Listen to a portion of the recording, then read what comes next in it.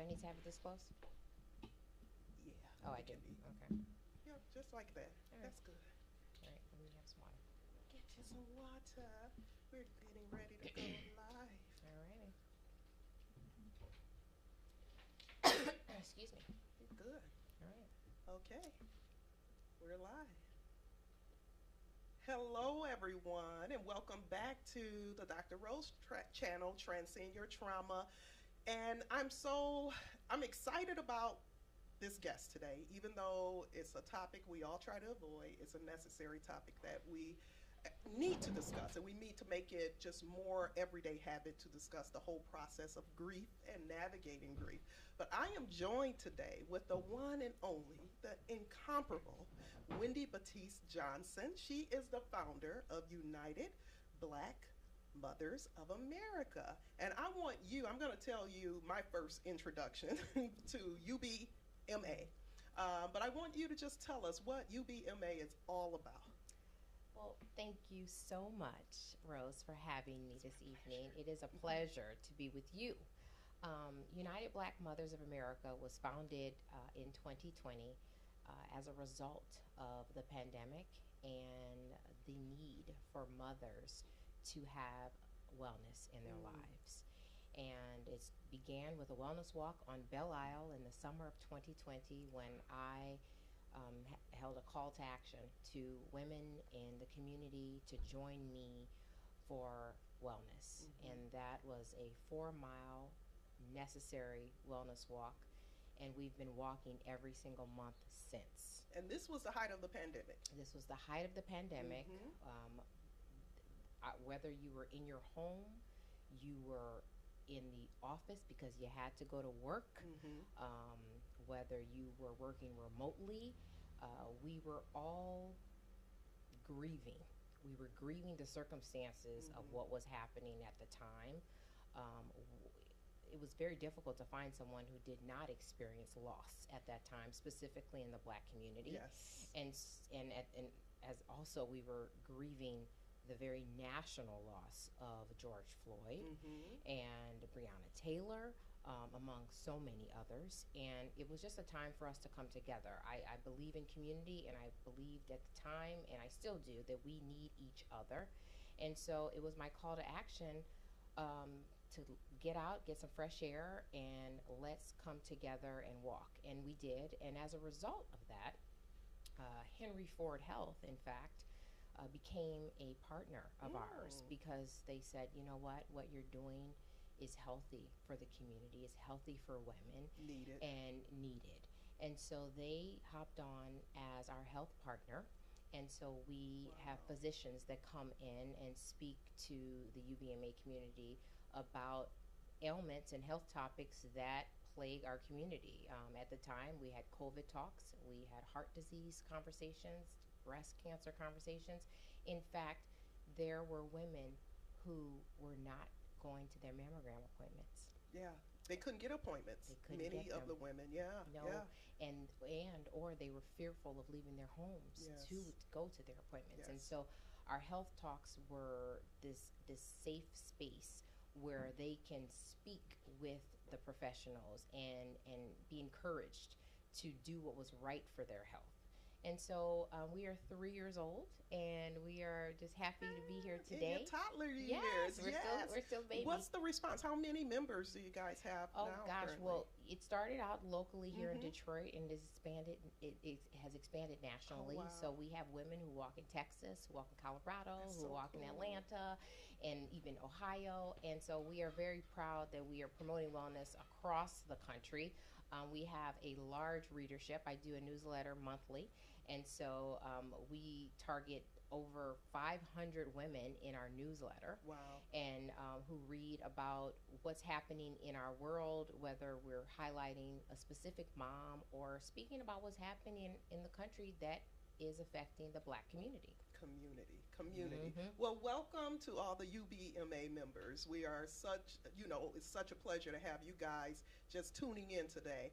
I want to just share, you and I didn't know each other at that time, but you reached out to me, and this goes along even with our topic and subject matter today. So we didn't know each other. I think through a mutual friend, someone had told you a little bit about Danielle McGuire. We love Danielle. Yes. A little bit about me, what I did, my mental health background.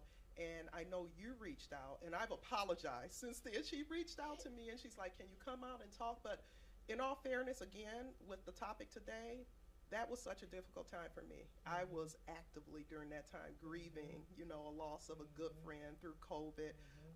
I was burnt out from being a therapist, in all honesty. Yesterday was World Mental Health Day, and statistics have shown, even post-pandemic, that 52% of mental health professionals have experienced burnout within the last year. So coupled with, my own, insecurities during that time of COVID, as we all did have, the what ifs, the uncertainty, the grief, and now I was even taxed with more on my client load than I'd ever had in those 20 plus years. It was just, for me, I had nothing more to give at that time. And I feel so bad now because when I see her, I'm like, girl, I know I should have been there, and I'll be there whenever you call on me. Listen, I believe in serendipitous moments, Yes. and we were meant to meet when we met. Absolutely. And Through another mutual friend. Exactly. Yeah. And so it was meant to happen. It was meant to happen. But I'm so grateful for you for starting something that is so needed in our community and starting it at that time, because that was a time for, again, I could have used it as a participant. And I know, and just knowing myself and doing my own self-care at that time, I knew I had very little to pour out at that time. But to know that you have been able to just create this platform that 500 women now can just go to and get and find resources such as today's talk on grief is such a blessing to just women, to our community all over the country. So we're going to talk about grief. What made you reached out a couple months ago and asked if I would just do this talk, and just tell me the premise behind that. Well, I feel like our community has been grieving for a long time. And it's not lost on me that we're having this conversation when the world is grieving right now. Yes. And so I just think that this is a topic. This is probably one of few topics that every human can relate to. And so, but it's also one that we avoid discussing. And a huge part of UBMA's platform is finding therapy in healthy conversation. And so we try to have the conversations that you would not normally engage in. And we want to do it in the most respectful and the most safe, non-judgmental way possible. And so originally, if you don't recall, this was meant to be an in-person discussion. And shout out to Boss Blue, because they were going to host us. And I had received an overwhelming amount of responses from women who says, I would love to be there, but I'm not sure that I want to be there in person. And why do you think that is? I believe that it's just, and people are not ready to discuss their grief publicly. It is something that is very personal and very private. However, people are open to the resources that are provided to them to help them heal. And that's what I did find from those conversations and the emails that were back and forth, is that I do want to know. I'm just not sure I want to share. I've also found a lot of times they're fearful that they will become emotional, which is so, counterintuitive to the grieving process, because I always say grief is meant to be felt, not fixed. And for our community, especially here in the Black community in the United States, for so long, we've had to suppress grief. We can go back to just our historical context here. because you didn't have time to grieve. Mm-hmm. You had to be strong. I've Yes. been in emergency rooms Yes. with children whose mothers are dying and families are telling them, don't cry, be strong. And that's such a huge disservice. So, for first of all, kudos to the women who were able to even express, I want the resources, but I'm not sure I can be there in person, for even sharing that, because that's a sign of strength. But if nothing else, I hope you realize that healing is part of the sharing is part of the healing process. It helps us to universalize this phenomenon that we all, like you said, is the one thing, well, three things. We're all going to be born, right? We're going to experience death. What's the third thing? And taxes, I don't know. But and we're going to experience loss. We're going to experience loss. So I'm hoping this conversation and us being so honest and transparent in this conversation will help to just maybe encourage others to just share their healing journey. Because in the sharing, I have to give a shout out to a good friend of mine, Portia Lockett has started Permission to platform. And her first event was Permission to Grieve. And there were individuals, a room of 200 plus individuals there, and 5 speakers that came up and shared their grieving story, their lost story, and it was so powerful. Matter of fact, I know of a family in the room who had just weeks earlier lost their loved one to suicide. So for them to be able that fresh to come and just be part of that, but they said they found it healing. So again, the healing is in community, as you know. Indeed. In the founding of UBMA. Can you share with me what your first experience with grief, like if you can remember? Oh, I remember it clearly. I lost my grandmother, who I felt was my best friend. Yeah. I was very close with my grandmother. How old were you? I was probably 6 years old. And, I've spoken with a lot of people about grief over the years, and there are just certain things that you cannot get out of your mind. And I remember distinctly being at the church, and because my mother, this was my maternal grandmother, my mother and her siblings were grieving so deeply. I was with a cousin, and who was supposed to look out for me. And I remember just not understanding, because let's be honest, You were 6. I was 6. Yeah. I didn't know what was going on.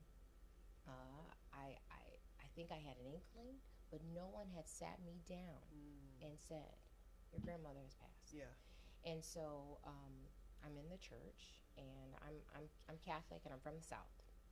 And I always tell people, I don't meet too many Southern exactly. Catholics. Southern Catholics are a little different. And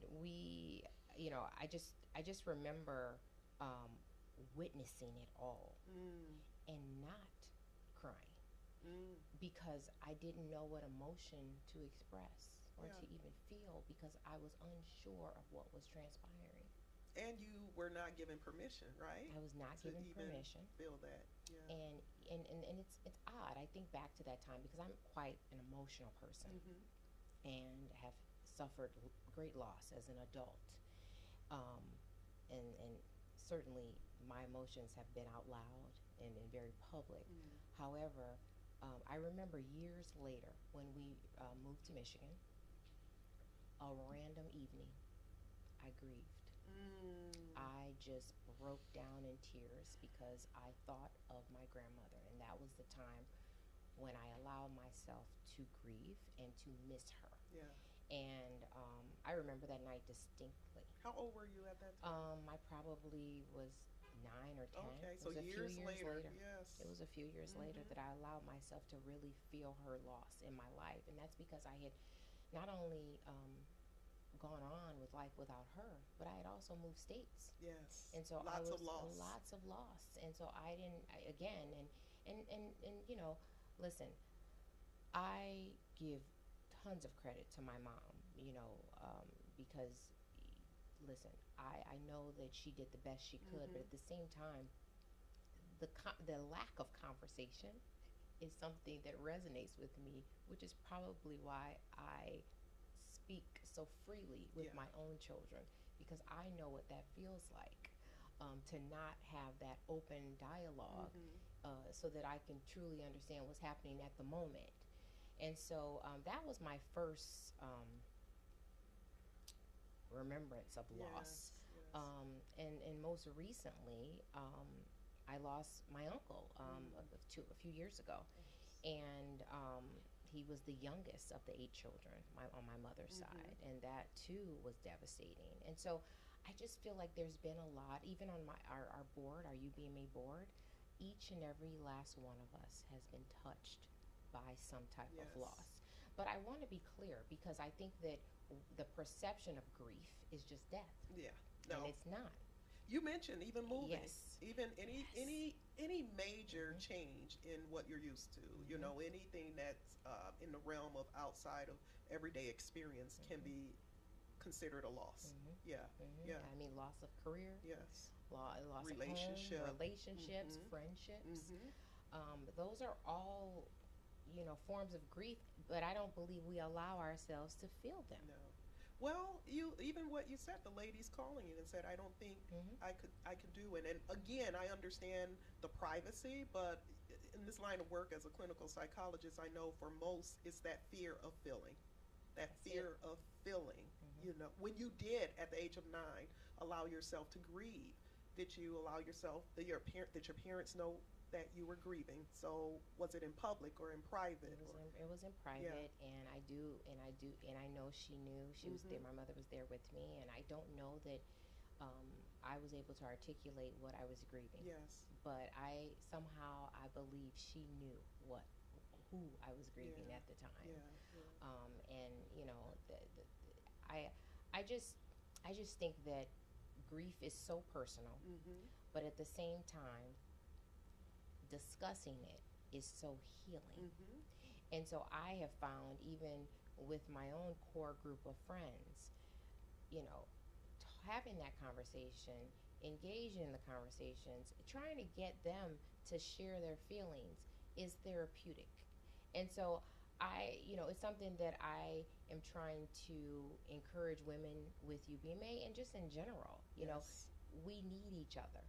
We definitely need each other, and we have far more in common than we don't. Absolutely, because even with the personal aspect that grief has, again, is a universal Mhm. phenomenon that we all experience. So my own experience, when you said you mentioned your grandmother, and Yes. that was my first major loss at 23. But at the age of 12, my father suffered a massive stroke. And dementia, couldn't walk, all of that. I became a caregiver Mhm. at that age, helping my mom and my other siblings that were still at home to care for him. He was only 36 at the time. Wow. But I remember looking at my mom as the cue. My mom never saw me cry because I never saw her cry. And she loved this man, Mhm. but she was keeping it strong, Yes. for the 4 children that they shared together.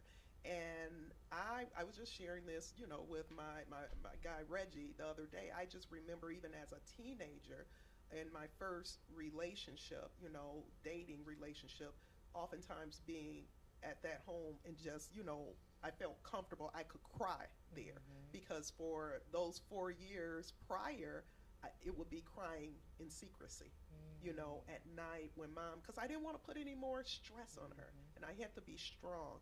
And one of the realizations that I recently, literally within the last few weeks, with an experience that we went through, I realized I had all this time, even though I've allowed myself to grieve, but during that time and after it, I intellectualized my grief. Mhm. This is why I ended up in psychology. I want to understand the brain, what happened to the brain. So my whole Wow. grieving process was to take an intellectual stance, to figure out what happened to my dad, and is there something I can do to help him, or reverse the effects of this. Mhm. And it's just amazing. So with parents, and you say you talk to your children, I have 4 children. Mhm. I talk to them all the time as Mhm. well, because I don't want them ever to feel like they cannot express or process their feelings. Mhm. What we do know happens is that when you do suppress them, because grief, trauma, when you're shocked or surprised or threatened, we know it activates that fight or flight syndrome, right? And so your body is releasing all these hormones and to just help you process whatever is going on. And one way that's released is through the tears, right? So when we suppress the release of these tears, where do these hormones, these chemicals that's helping our bodies process what has happened, where do they go? They go in the tissues, they go in your muscles. So we know with grief, any type of grief, be it, like you said, loss of a job, loss of a relationship, loss of a loved one, it's not just the emotional effect that it can have, with the crying, with the feeling of sadness or depression. It's the physical response. When you suppress it, you will experience it physically with sore muscles. It's paralyzing. It's paralyzing. It's literally paralyzing. Yeah. So that's so interesting. I just used that word recently. on the way here recently. Well, you know, the thought of death can also be a form of grief. Yeah, absolutely. And it can be paralyzing. And I feel as though I have recently been in that situation. I have a relative who is going through an illness right now, and the thought of losing her is paralyzing. Yes. And I did not realize that until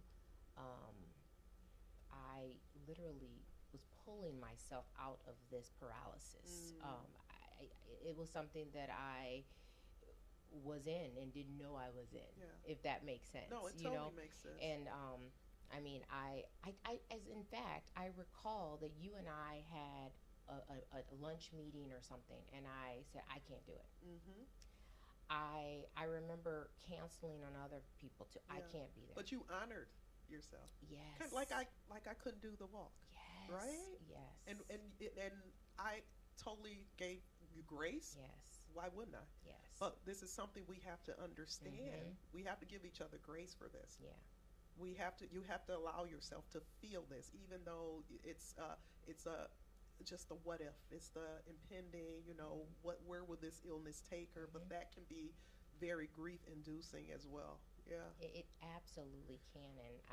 And I don't,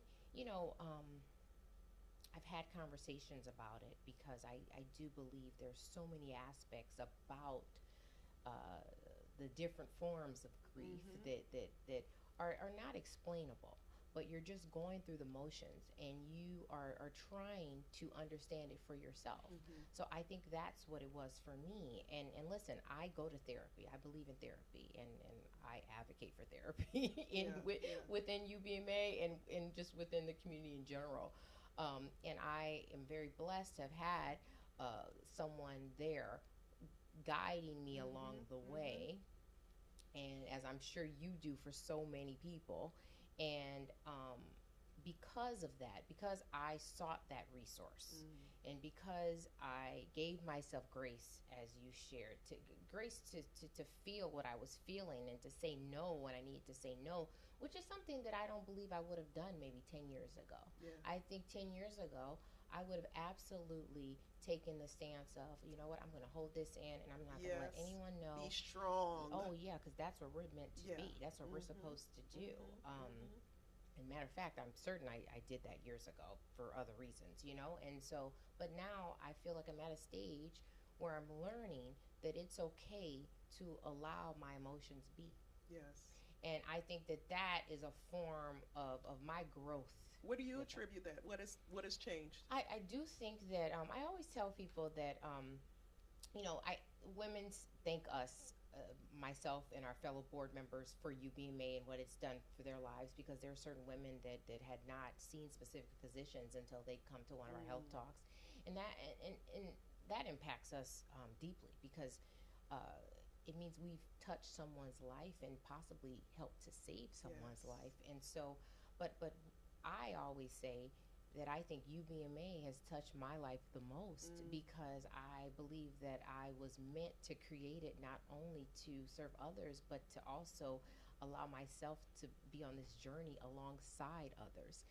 And so I have been on this health and wellness journey since that summer of 2020, because I refused to allow COVID or the mental health impacts of COVID to And the overcome. racial Oh, unrest. and the racial unrest to overcome me, and to Mm-hmm. also have such a negative impact on my family, because I then, we as women, as black women, we always have to be strong. But guess what? Not only did I have to find that strength, I had to make sure I was healthy to hold that Yes. strength. And Yes. because I had two little ones at home that were dependent on me, I have a husband, I have parents, I have siblings, I have extended family, that needed me. And so, and I always tell the women in our organization, um, I know that we always hold the burden on our shoulders. It is a Mm-hmm. Mm-hmm. fact. It is something that is undisputable. However, we can't help others if we are not taking care of ourselves first. Say it. And so I think I really did, not only adopt that phrase, but I started to live it. And so I changed my diet. I started to exercise, and exercise mean walking with other women. I had a neighbor around the corner who she would call me. Lisa would say, "Hey, let's go for a walk." I said, "Yes, let's go walking," and we would be accountable to each other. And so, that's why I think I'm stronger mentally, because I knew what I could do for myself physically. Yeah. And so Yes. it all just came together. It all came together, and it's so healthy. We Mhm. know, even for women, Mhm. that community, or there's a saying in psychology: tend and befriend. That tending and befriending of Mhm. going for a walk or what have you, the effects that it not just has on our emotional health but our physical health, Yes. because this strong tax that we've put on ourselves Mhm. as black women has really robbed a lot of us of our health. Not, again, not just emotional, Mhm. but physical Mhm. as well. Yeah, yeah. 100%. So let's, shift gears, and we Yes. know we've talked about, we've all heard about the 5 stages of grief, but we're Mhm. going to talk about it a little bit, Mhm. because we can apply that Mhm. also to not just death, but Mhm. any loss. Mhm. Mhm.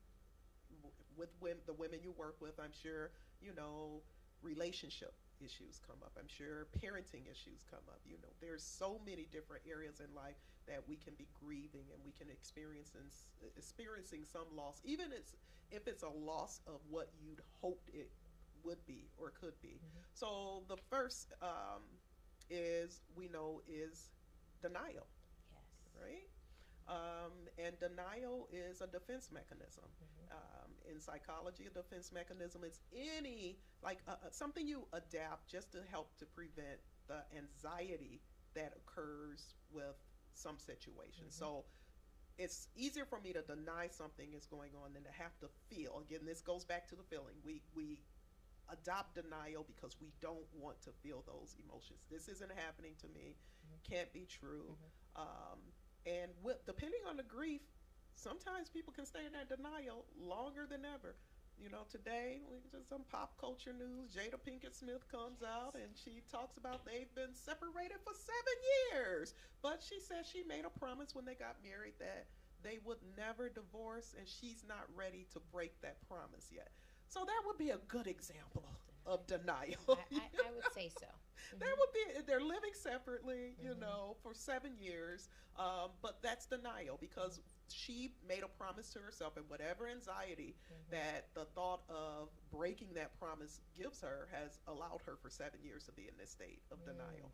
So, as you can see, it can go, with the loss of a loved one, the death of a loved one, that denial cannot last long, Mhm. Mhm. because the truth is there. Yeah, Mhm. I've lost both parents. Mm. So I know, for me, the shock and denial, that first Mhm. stage, it can only last so long when you have to Mhm. plan a funeral, Mhm. right? Um, When did you lose your mom? I lost my mom 10 years ago this summer. It Mm. was 10 years ago, Mhm. and it was unexpected and sudden, Mhm. very devastating. Mhm. I tell people, like I said, I intellectualize my grieving, but I also, because I've been, since divorcing my children's father, for the most part, been a Mhm. single mom of 4 kids. My Mhm. oldest son at the time was in his He was in his junior year of college, and I was putting him through school. So literally, I think I took a week and a half off, Oh, wow. and went right back into caregiving, not just my patients, but my children Wow. as well. And it just never really fully allowing myself that space that I needed. Mm-hmm. And this is where, a few weeks ago, that realization of you intellectualized it Mm-hmm. all, but it couldn't be a denial. Very devastating. I allowed myself to feel when my mom, and then this goes back like we talked about giving your children permission to Yes. grieve and things of that sort. But shortly before my father, 18 years after his stroke passed, my mom cared for him that long. So she was dealing with grief and loss for Mm-hmm. 18 years and Mm-hmm. caring for someone on a daily basis, which of course took its toll on her. Mm-hmm. But shortly before his passing, she actually experienced a stroke. And I was 5 months pregnant at the time with Wow. my third child. And I can distinctly remember, and I write about this in my book, Mm-hmm. I can distinctly remember that was the first time that I can remember allowing myself to totally even grieve my father's illness. Mm. Because here I am, 5 months pregnant. I have a father who's, still alive, that Mm-hmm. now his primary caregiver Mm-hmm. is in ICU. Mm-hmm. So now I have two parents, Mm-hmm. basically, I'm caring Mm-hmm. for. I have two children, pregnant with a third. And there's just a memory, and when I think about it, it's nothing funny about it, but it's almost like that's we finally cracked this hard nut that was holding all of this in. But I can remember being at the dinner table, 5 months pregnant. My children are surrounding me. My husband at the time is at the table, and I'm just eating a sandwich and boo-hooing, like, because I'm hungry. I'm 5 months pregnant, right? And I'm But eating grieving. and I'm grieving, and Mm-hmm. everyone is looking at me. My two sons, my spouse at the time, because they're not used to this.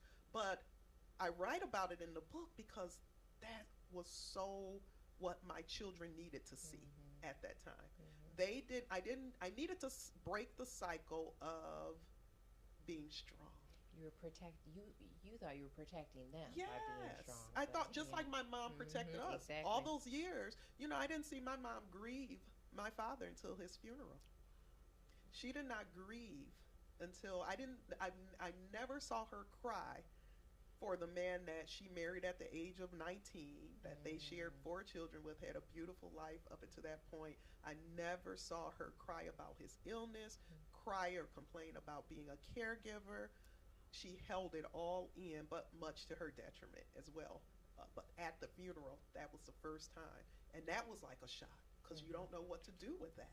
Mm-hmm. You're not used to seeing that. So, breaking that cycle in our culture also of allowing ourselves to feel, as I mentioned, being in hospital rooms with children whose mothers are dying, and they're being told to be strong because that's the language that we've been given, and that's Mm-hmm. what we're told. You have to be strong, you can't Mm-hmm. cry. I know adults now who tell me they still have not cried for the death of parents that Mm-hmm. they've had, and I just know inside it has to be a ticking time bomb. But these same adults, I can see where emotionally and physical health has taken its toll on them. Yeah. As you were speaking, I mean, I I do think of the cultural aspect of everything you were sharing. I remember being at college and something happening in the family. Mm. It may have not been a death, but someone was hospitalized or something serious has happened. And my family deliberately not telling me because Mm. they thought they were protecting me. And me finding out when it was too late and just feeling devastated and being um, just filled with guilt and, Wow. and just all the wrong emotions Mm-hmm. that I should have been filled with rather than being able to deal with the feelings at the time. And I do think that that's like a cultural mechanism that we have in general. It's just this sense of protection. We know what's best. I'm protecting you. Yeah. And Yeah. it is so important. As I was listening to you, I love that, your children got to see you grieve and, I'm happy my mother got to see me grieve my grandmother at that time, you know, because I think that it's so important for us to show that we are entitled to have these feelings, and it's okay to have these feelings out loud. But it's a okay. protection thing. It's a protection, and so moving on to the second stage, this is the emotion that people like we relate to, right? Anger, like anger is acceptable. It's acceptable, and people will, instead of grieving, they will resort to this anger because and anger is said in our in my line of work, anger is depression turned inside out. So depression is going with that, anger is spewing out. So that's the second stage, when of any loss or change or grief that you may be experiencing. And it's understandable. Anger is not a bad thing. No emotion is necessary bad, okay? It's not necessarily bad at all, because it's meant to be felt, and it's meant to give us direction. I say emotions are our emotional guidance system, like your GPS in your car. So when you're feeling angry, it's probably telling you need to discharge some of that energy. So cry.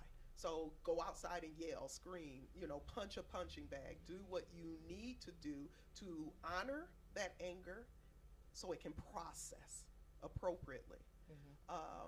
And then we have the bargaining. And the bargaining is, you have an example of bargaining you want to give, and it can be, again, not just with death, just any type of loss. Oh gosh, I mean, I don't know. Like, I feel as though we're always trying to bargain with what's happening, right? Trying to find another way out of it or another solution. So much, I am going through all of this currently, just because, unfortunately, I've just had so much recent loss, and also just, illnesses that are frightening right now. And I have a 102-year-old great aunt, my maternal grandmother's sister, still living. She'll be 103 in December. She won't listen to this because she's like, don't ever tell my age. You better not. But I think there is, when I think of bargaining, I think of, how can I change this? What can I do to make this go away? I even remember telling my family member, maybe you should do this. Maybe you should substitute this for this, and that'll change it, because you want it to go away. And you can't, or in our culture, sometimes people want to pray it away. And you can't pray these things away. You can't pray it away. I remember the mothers of the church would come to, when my father got ill, they would come give communion at the house. And always. I remember, some evangelists giving me scriptures and telling me as a young girl, if you read these to your dad every night, he'll get better. And as a 12-year-old, I believe that. Because you want to bargain, and it's like, oh, it's as simple as that. So I just remember being by his bedside at night, reading these scriptures and just waiting, waiting. And that's probably when the intellectualizing it kicked in, because the scriptures weren't working. I think it's worse now because we have Google, so we're always like, okay. Everyone's an expert. Everyone's an expert. Everyone's if you change this, if you do this, then it'll change the course of what's happening. And that's always the hope. Wow. And even, again, loss with jobs or relationships, the bargaining, again, we'll do it this way. We can look at our pop culture story today, the bargaining. We'll just go along with it. We'll just, we don't have to let anyone know. But that can be a dangerous road to take as well, because again, that you cannot circumvent your feelings with any of these steps. If nothing else, those of you watching today, grief is meant to be felt, not fixed. Felt, not fixed. And that, I love that. Yeah, and that goes not just for those grieving, but for people who care about those who are grieving, because oftentimes, like you said with your loved one, have you tried this? Oftentimes we don't like to see the people that we care for hurting, and we will, and the intent is good, we will say things that may not be interpreted the best way. Our intent is, I don't want you to be in pain, Mm-hmm. but we have to understand that some things can come off as Mm-hmm. insensitive. Mm-hmm. Um, we have to allow the person who may be ill or may be going through a divorce or may have just gotten laid off from a job, whatever, or house foreclosed on, allow them, give them the grace to feel what they're feeling without us Mm-hmm. attempting to make it better. Mm-hmm. Yeah. Remember when my mom passed, a friend of mine, people, when someone dies, black community, Yeah. your house is going to be moving Field. for two, Field. for two weeks to that funeral because you know it's a whole 2 weeks before no. But people come, and I just remember being so exhausted at having folks come over, because I want to grieve. I'm tired. I'm planning a funeral, and person after person coming in. That's Your something to keep in space. mind too. Don't assume that ask the person what they want. Do you want company? And sometimes a person may say no, but may really need it. But we have to still Yes. look at, consider all the variables there and not just bombard individuals. But I remember this friend coming over, and it was like, oh, here comes another. I'm grateful Mm-hmm. for it, but I'm exhausted, I know. emotionally, physically. But I just remember her sitting next to me and just taking her hand and doing this. And when I tell you, I just broke down because Mm. that's all I needed. I didn't need to have conversation with Yeah. anyone.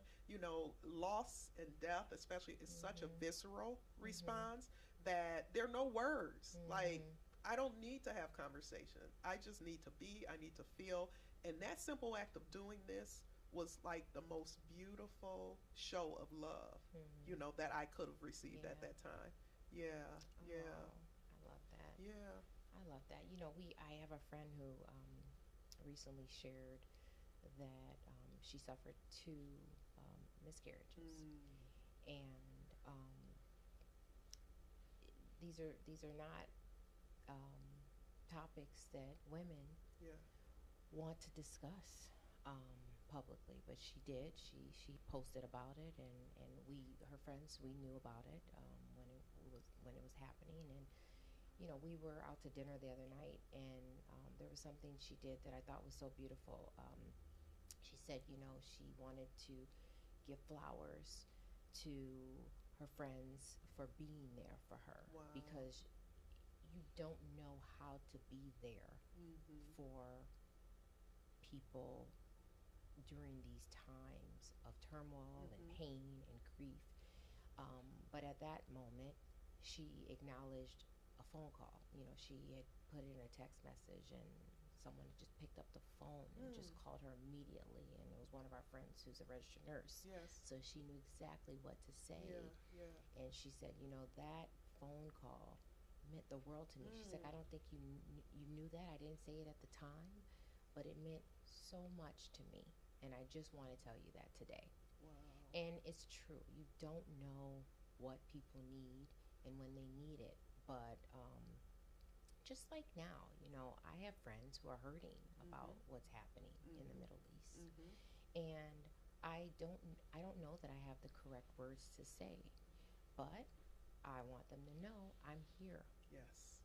I'm here. And Yes. that's what I implore all people to do. Yes. Just let people know that you are here. You don't have to. Don't Exactly. get rid of the ideal. Let's get rid of the Exactly. ideal. You have to find the perfect Exactly. words. There are Exactly. no There are perfect, no perfect words for individuals. Mhm. And again, just if they know you are there, Mhm. or just again a simple Yes. touch. We know the power of Yes. human touch Yes. as well. A hug, Yes.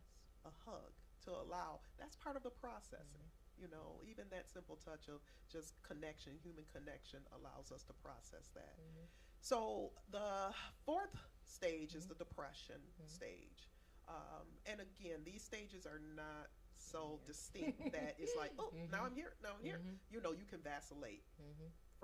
you can go from shock to, the denial to bargaining, back to Mhm. bargaining, down to Mhm. depression. But it gives you an idea of Mhm. what's going on. But the depression is not a bad emotion when you are grieving. It's a Mhm. necessary Mhm. emotion. Mhm. It's a necessary emotion, and again, it has to be processed. It has to be felt. Um, Complicated grief is when a person is just not able to function. And red flags are definitely raised by that. But allow individuals, give them the grace and space to go within and to feel sad. You're supposed to feel sad at times like this. Next week will be 5 years since the passing of a niece of mine. And we just did, yeah, I appreciate that. And so much loss, but I'm able to help so many others with my own personal experiences. But I just even remember how visceral that was, to lose someone who was like a child, to me. It's just not the natural state. Yeah. There's something to that. And I'm so happy you brought that up. There's something to dealing with the loss of young people. Yeah. That is just so. I don't know that I have the word to describe it, but it is excruciatingly painful. Um, I've shared with you personally that my family member is younger, Yeah. and I've dealt with the death of older beings. I don't know that I have dealt with that for Yeah. younger Yeah. people Yeah. that are so close to me, and that is just I did not know that would paralyze me in this depressive state. I did not expect that. I did not. It was something that that just came over Yes. me, and but I do think there is something to that, like you shared about your niece. Not to say that any other form of death is not equally. Yeah. And it's not about ranking. Yes, It's different. just different. It's different. It's just Yes. different. Yes. And that's something that I recognized immediately. I said, there's just something about this that just feels so Yes. different for me. Yes. And I cannot manage it in the same way that I've managed others. So true. It Yeah. just did. Yeah. It just seems it's out of sequence, Yeah. and again, Exactly. your brain cannot process this. Yeah. We kind of expect those older than us to pass along before us, but when the opposite happens, it just brings on a whole new set of feelings that you didn't experience with other losses. And again, glad you brought that up, because it's so important for us it's not a competition about what grief is the biggest grief. And you will see that sometimes, right? Yeah, I'll add to that, but just this is actually touching me really, just feeling really emotional. I had a friend that died, and but just being young and maybe younger and the same age, it just hit me. I've had a lot of older people, but that hit me in some way that I was depressed for a really long time about it. And it is and I empathize with Wendy on this a lot, because I know how that feels to have that younger person or someone you were peers with to pass. So Yeah. it's really hard. And she's so Absolutely. Absolutely. Yeah. And then we have the acceptance. And acceptance is not like We're I'm not good ready. with. We're not ready for it. Acceptance does not mean, oh, I'm good with the loss and I'm over all my grieving. Do you know? I remember this is when my mom. I was a daddy's girl. My dad passed. He had been sick for a while. Not to say that his passing was any, but in some ways, my mom watching her for 18 years care for him was hard, and it's just like she wouldn't dare think of having help because she's a strong Black mother, right? But I do this for a living. I treated women for 15 years prior to my mom died, who had lost parents, and I remember this is the denial probably and the bargaining, right? I'll be okay after the funeral. Once the funeral is done, I'll be good. No, that's when the grief really starts. But that was part of my bargaining. And as we mentioned, even with the physiological effects, because grief is visceral. It's visceral. It has an effect on you physiologically. Your sleep can be compromised. You have physical pains that's more exacerbated. It increases your inflammation. But I remember the day after my mom's funeral, my sisters and I were all on a 3-way call together. And somehow it came up. I think I was the first person that said it. I said, I can barely walk. My legs hurt so bad. They hurt to the point where if you've ever had a trainer like I've had that was sadistic, that had you doing like 1,000 squats in a day, and you know that pain and burning. And my sister said, oh my God, my legs feel the same way. Like the physical effect, again, all those emotions, the hormones, the chemicals, the, you know, that's being, the cortisol, all of that's being released in your bloodstream is going to those large muscle groups if you don't process that grief appropriately, and it could have devastating impacts on you. We've heard of people, the heartbreak of grief, where people have been together a long time and their partner, significant other, will die within a short amount of time. That happened to my husband's grandparents. His grandmother died. His grandfather was 90, and she was 87. The next day, he was fine, but the next morning, he checked out. They called his mother, my husband's mother, and said, "We're gonna have to bury Dad too." She couldn't believe it. Wow. Oh, wow. Yeah. And they had been together 60 years. And I've heard stories. We hear those stories all the time. Heartbreak. The heartbreak. The doctor is acknowledging.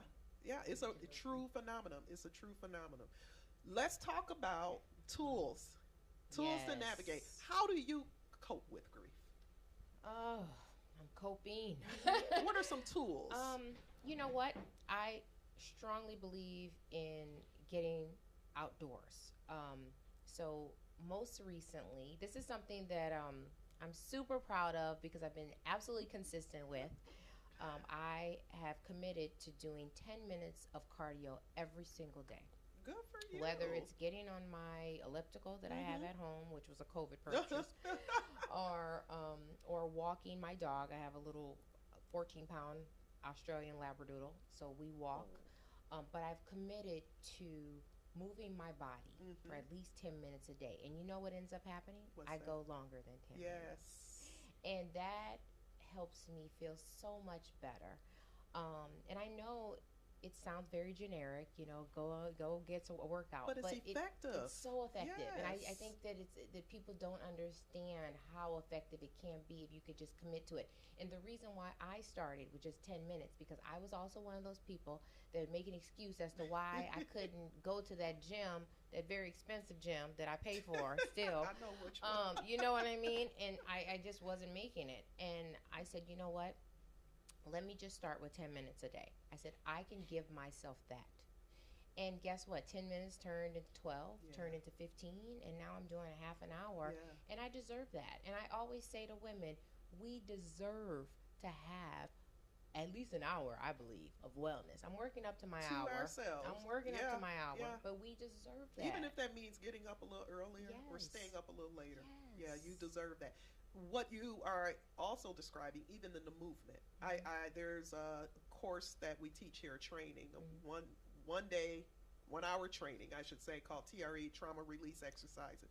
But I teach individuals, I went to New York to get trained for this, but teach individuals to tap back into their body's innate natural mechanism to discharge the negative effects of stress and trauma that has on their body before it causes disease. And it's the tremor response, believe it or not. Those of who sit at work and tap their legs but our bodies, undomesticated animals in the wild, when they are able to escape a predator, there's documented videos of them going off for about 45 seconds, tremoring, and then they're good because they know intuitively that that's what helps to release all those fight or flight chemicals that have been released in their body. So for us, exercise helps with that. Walking, aerobics, swimming, whatever it may be. Doesn't have to be anything intense, but movement helps to move and process that out. So I understand why 10 minutes became 12 minutes, because our bodies has its own cognition. Our bodies has its own intuition, and our bodies know how to restore us back to balance and homeostasis. We get in the way. We get in the way. Yeah. How about you? What so, do you do? You know, I believe, and I'll go to the spiritual aspect because, like you said, you're Southern Catholic. You know, I was raised Baptist. And even though death was talked about in the church, and you go to heaven and it's this picture painted, it's like, you know, no one really talks about what their beliefs are. You know, you say that, but if you start talking too much about it, people are like, oh, again, this conversation they don't want to have. So I have had to, with all the loss I've had in my life, my tool is really tapping in spiritually and creating a belief system. That their vessel is gone, the body is gone, but their spirit is still alive and kicking. And I've had tons of proof of that. I love that. More than I could share on this podcast. But I love when you share those stories. I mean, it's yes. I mean, tons of things, and it's like, true. It's true. I'm speaking this Sunday for a friend's ministry, and when we talk about purging and shedding, you think about even death is nothing more than the shedding of our physical body.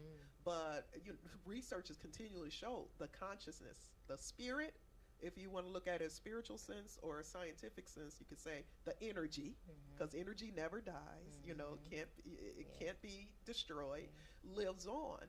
And so I just find comfort in knowing that. I speak to my loved ones all the time. I invite them along on my journeys, and I get little confirmations here and there all the time that lets me know, they're here. I love that, and I receive that because I understand that.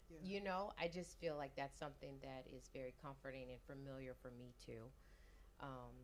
I have always been a very faithful person as well, and I believe that from a very, very young age, when we did relocate and move here to Michigan, I found comfort in my faith, and that is what got me through the tough times of missing my grandmother. My grandfather was still alive. I actually lost him the year that my husband and I got married. Oh, wow. But he's still alive. He was still alive, and so I felt like not only did I lose my grandmother, the physical form, but I also lost my grandfather when you moved. Yeah, when I moved away. So it was just this grieving of the elders, and I was that child that hung out with the elders. You love the elders. I did. I mean, I was. That's exactly how most would describe me. Yeah. I would hang out with them, and it was never a burden. I wasn't the kid who was like, "Get me out of here." I was soaking just in like, all that "Teach wisdom." me." Yes. And so I do think that had a distinct impact on me, and so I turned to my faith to keep me closer. Yes.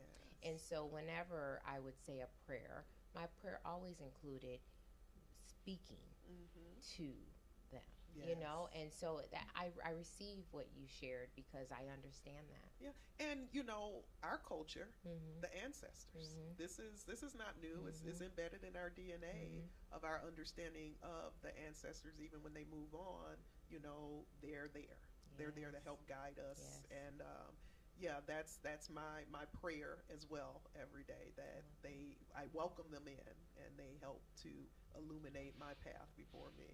So this has been great. I don't know if Lisa, you have anything you want or no, you ladies did a wonderful job. Thank you. Thank you. I just want to say that I really agree with the elders are there, and I like to keep their pictures. Yes. And talk about them. So my son didn't meet my father. He actually died the same year my father was born, but he has so many characteristics of him, and I'm always telling him. So he came. My dad left, but he came. So I have to share. I'm glad you brought that up. I'm getting goosebumps because I got to share this story. Story time, though. Yay! So when my father passed, again, I was married at the time. I had just had my daughter, the third. I had 2 boys and a girl.